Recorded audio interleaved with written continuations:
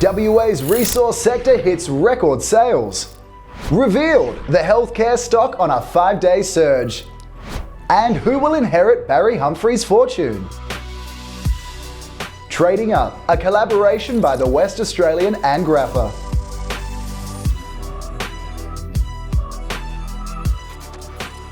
WA's booming resources sector is raking it in, according to figures released today. Sales of our gas and precious metals hit a record $246 billion last year. That's $15 billion more than 2021. The big rise is partly due to higher gas prices around the world, meaning cash received from WA's LNG exports nearly doubled in 2022.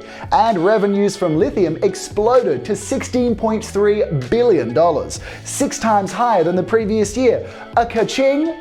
The word of warning though, the price of iron ore, still the state's biggest earner, has been falling recently. Lower demand from China has seen prices drop 15% since March, meaning less cash for the miners of that metal.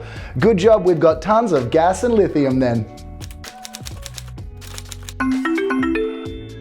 From resources to the military, the word of the day is defense. The Defense Minister, Richard Marles, said our nation's armed forces were no longer fit for purpose when releasing a review today. Apparently, we need more boats and long-range missiles to counter China's military buildup. The review recommends increasing the defense budget by up to $19 billion over the next 4 years. Companies like Codan and Austal, which have contracts with the ADF, are higher today.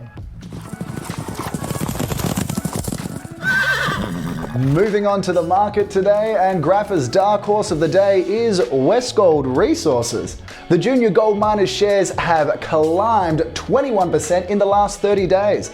WestGold's Big Bear Gold project showed great results last month, and investors have been bulking up on the stock ever since.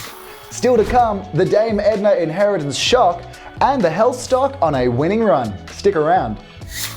Shares in funeral services provider InvoCare crashed almost 8% today after TPG pulled out of its takeover deal. Investors reacted by dumping the stock. Time to close the coffin on that one. The Australian comic, famous for his alter ego Dame Edna, has left $12 million in his fortune, and it seems his fourth wife, Lizzie Spender, may get the bulk of the inheritance. Probably zip for Humphrey's son Oscar though, who was cut out of the will 5 years ago. Oscar's mum was Humphrey's third wife, Diane Milstead, whom he split with on bad terms in the 80s. We haven't heard whether Oscar managed to reconcile with his dad before he passed away. And finally, it's been a 5-day winning streak for healthcare stock Silk Laser. Shares have been surging since the pharma arm of West Farmers lodged a takeover bid, pushing the stocks on an upward trend as smooth as silk. You can find more business news content on thewest.com.au. Or to see all the data and insights behind this video, check out grappa.com. Thanks for joining me on this special episode of Trading Up. FYI, there'll be no episode tomorrow of Trading Up as we pay our respects on Anzac Day. I've been Colin Ebsworth. We'll see you next time.